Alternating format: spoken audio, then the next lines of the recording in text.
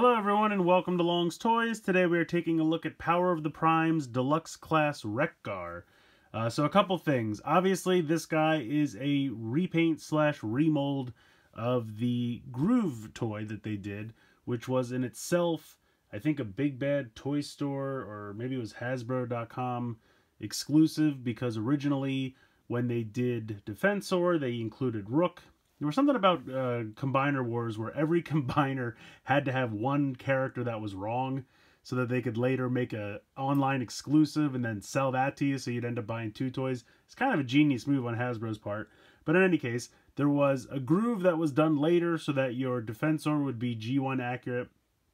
That actually, I believe it first came from Japan, because Hasbro would make these combiners with the wrong character, and then Takara would be like, we're not having that, we're G1 all the way, son. So then they would go and make the box set with the right figure, and then Hasbro would release it later in an effort to make you buy extra toys, and it worked. They did it with Slingshot, they did it with Wild Rider, they did it with Groove, they did it with Blastoff. They're crazy. In any case, they took that toy and they repainted it into Wreck-Gar. Over here in the US, it was done as a Walgreens exclusive. This is actually the Japanese version. You can tell because it's got PP41 for Power of the Primes. Got a little bit of Japanese over here. And then on the back, they kind of just put this sticker on the bottom. Otherwise, it's pretty much exactly the same as the US release. They just kind of put a couple stickers on to make it their own. But I decided to grab this from HLJ when it went up for pre-order, because I'm not really the best at finding Walgreens exclusives. Sometimes it works out for me, sometimes it doesn't, but I figured the price of this on HLJ was relatively comparable to finding it at a Walgreens, and then this just saved me from having to drive all over. So I grabbed it on HLJ, completely forgot about it because it came out much later, the Japanese version. And then I got it here, and it kind of fell to the bottom of my review bin, because obviously much more exciting things have been coming out. So here we are. So this whole long introduction is just a way of me saying sorry for the delay of this figure, and even though you're probably not that interested in it anymore, here it is. Power of the Prime's Deluxe Class. I can't even say it. I'm so out of this. Anyway, Power of the Prime's Deluxe Class Wreck-Gar. Here we go. As you can see, nice artwork on the card. I like it. Turning it around, again, you have robot mode, you have vehicle mode, you have some Prime Masters over here on the side, you have a beautiful giant Japanese sticker, and then at the top it says, how will the Scatterbrain Junkion leader wield the power of the Primes? Because every single card back description was just asking how that character was going to wield the power of the Primes. Some of the laziest card back description writing I've ever seen. Literally the entire Power of the Primes line, I felt like Hasbro was kind of phoning it in. They're like, we promised you a trilogy. We're already working on the next idea. We really want to just move to that. So here's something for Power of the Primes. We got to go. We got to hurry up and get this out and move on. Which is a shame, because I really enjoyed the Prime Wars trilogy. I thought Power of the Primes could have been a little bit more than it actually turned out to be, but that's a rant for another time. Let's get this guy out of the box and we'll take a closer look. Here is Wreck-Gar out of the package. We'll take a look at the little card that he comes with first. Pretty decent little card again. I think the artwork looks good. Onyx Wreck-Gar takes a hybrid beast form to harness the ability of multiple beasts. Okay. Did not know. All right, we're moving on. I don't know what that means. So here we go. So this is, again, a repaint remold of Groove. It works all right for Wreck-Gar. It's not amazing. It's kind of funny, though, because I believe back in Combiner Wars, there was a little Legends class Groove that also got repainted into Wreck-Gar. So it's just anytime there's a motorcycle, they repaint it into Wreck-Gar. It's all just come full circle. But I will say the paint applications look good. The color scheme's great. We'll take a closer look up at this head sculpt. It's not bad. You know, he's got the mustache. I feel like the head's a little tiny. I kind of wish the head was a little bigger. And he doesn't have his trademark gun nipples, but what are you going to do? Yeah, it's alright. So accessories, he comes with one of these Power of the Prime hand, foot things. Why can't I pop this out? Yeesh, why is it stuck in there? All right, I don't know. Now I have to get to the bottom of it. What's going on? Why is this doing this? I feel like this should have been really easy to pop out of here. And now I'm really curious. There we go. I don't know why that was difficult. It's just really tight. I don't know. Anyway, so you can make the hand. This is pretty much just one of the ones that comes with the Dinobots. It's really not even anything new or imaginative. So there's this thing. You can take this out if you want to pop a Prime Master in there. You can certainly do so. He can hold this if he wants to for some reason. I guess it kind of, almost could kind of, if they would have reworked this a little bit, I feel like they could have maybe made an axe or something out of this, because it could almost look like an axe, but it doesn't. So there's that. He does come with this thing, which, if you're familiar, this is the exact weapon that the old Reveal the Shield Generations Wreck-Gar, that was like more of a dirt bike, that came with this accessory, and they just stole it and gave it to this guy because they did not want to come up with a new weapon. It doesn't even really fit in his hand all that well, to be honest. Looks kind of ridiculous because it's so huge. Yeah, so there's that. That exists, and it has this clip, which I'll show you when we get to vehicle mode, but still doesn't really make sense for this, so we're going to put this off to the side. Take a look at the action figure itself. So if you're familiar with the Groove figure, you're probably familiar with this guy's articulation. Head is on a ball joint. You have a movement here in the shoulder. Really more for the transformation, but technically there is a really tight shoulder joint right here, but then there's also a ball joint here for the shoulder. Bicep swivel, 90 degrees, nice little ratchet there for the elbow, nothing in the wrist. Does have waist movement, ball joint in the hip. You have the thigh swivel, you have pretty much 90 degrees in the knee, and that's really it. Like I said, I think the thing that this figure has going for it the most is the color scheme. Very classic Wreck-Gar, and they did a nice job. I think the Autobot symbol painted on the windshield is very sharp as well. So yeah, I mean, like I said, the mold works kind of okay for Wreck-Gar because it is a motorcycle. And I think they did a great job with the color scheme and the paint applications and everything. That all looks really sharp. You know, it's just, obviously, Wreck-Gar's not the first thing I think of when I look at this mold. Obviously, I think of Groove, the Protectobot, and it's very obvious it's a repaint, remold of that. But, yeah, I mean, he's fine. The articulation points are good. They were good for Groove. They're good for this guy. I still feel like the head's a little small. But other than that, pretty cool. Let's go ahead and we'll get into the transformation. So again, not to harp on it, but if you're familiar with Groove, you're familiar with how this guy works. Turn the head around, come to this and just kind of pop this up, spin this around. This tabs into this spot here on the chest. There you go. Does have a kickstand built into the one forearm. We'll check that out in a minute. Do the same thing with this arm. Peg that in. You lift this part up, spin this part around 180, bring this down. These tabs will tab into these tab holes right there. So bring this down. That tabs in pretty much the whole front of the motorcycle. Spin them around at the waist, 180. These will open up, very much like every Combiner Wars figure ever. These will come down.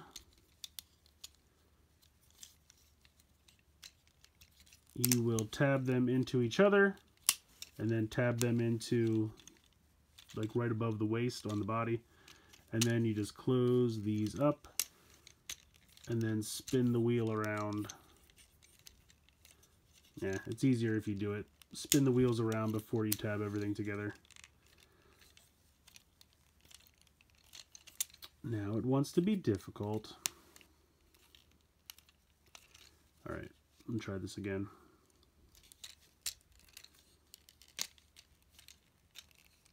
There we go. It's really giving me the business now. Oh, you know why? Because you have to...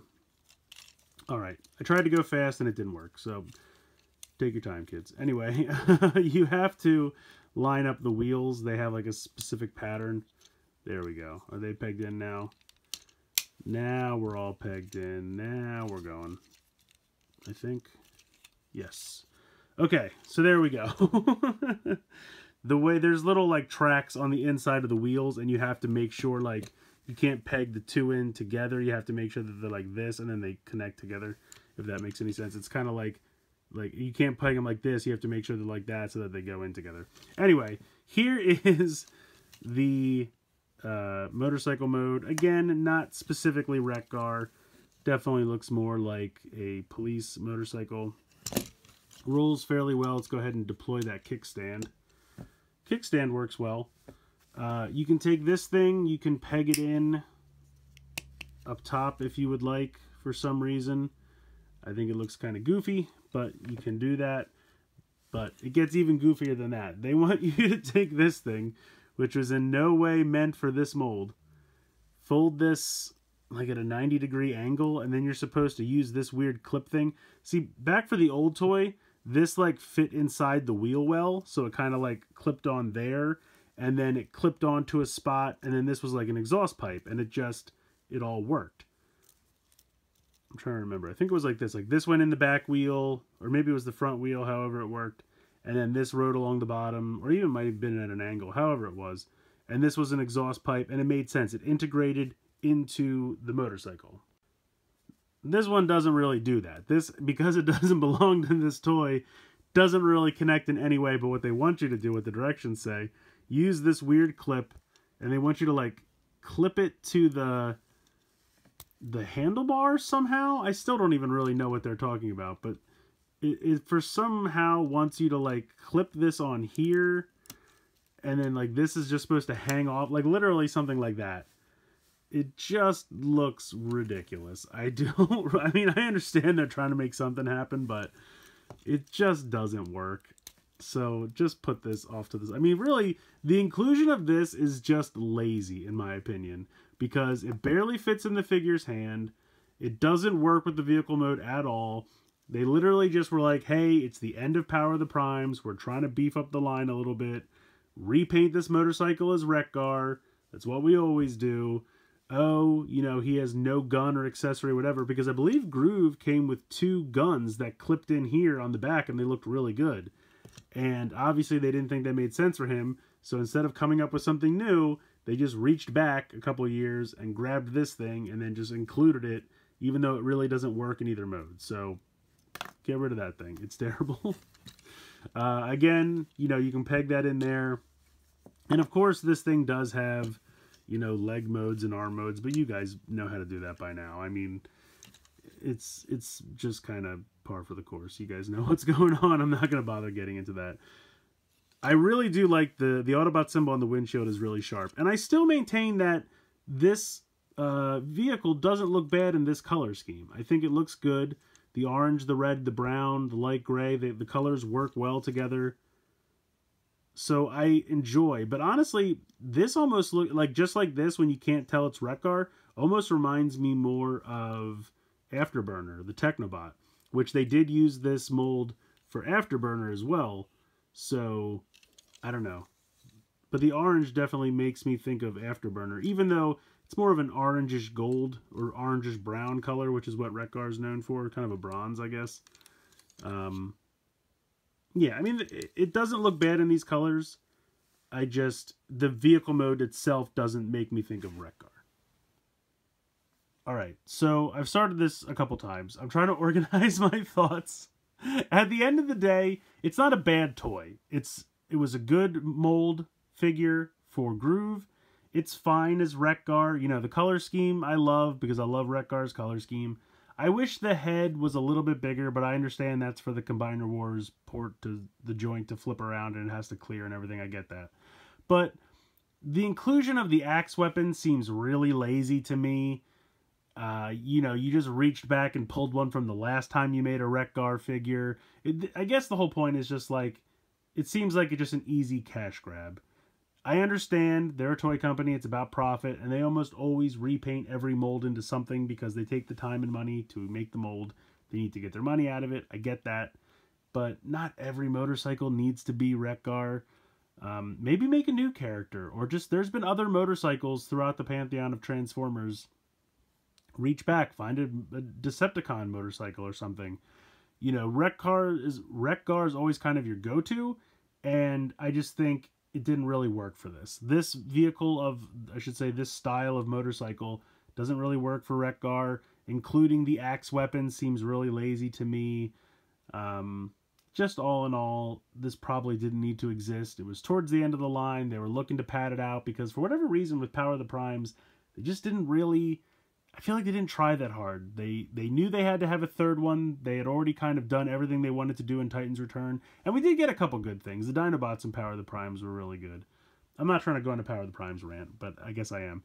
In any case, I just felt like they could have put a little bit more time and love into that instead of quick rushing to get to Siege. Don't get me wrong, Siege has been great. I'm loving Siege, very happy with what they're doing, but you could have taken the time, fully developed Power of the Primes, and then given us the amazingness that is Siege. We could have had both, but instead they really rushed through Power of the Primes, and it kind of resulted in these kind of weak repaints that aren't really that great.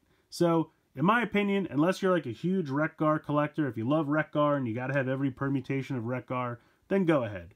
But this was probably easily skipped, and I would imagine by now most people did skip this because it's kind of late for this review and nobody cares about Power of the Primes anymore. But maybe you'll have fun with the fact that this one got away from me a little bit and I just kind of ranted a lot. I don't know. In any case, I hope you guys enjoyed the video. Please let me know what you think in the comments below. Please like, share, comment, subscribe.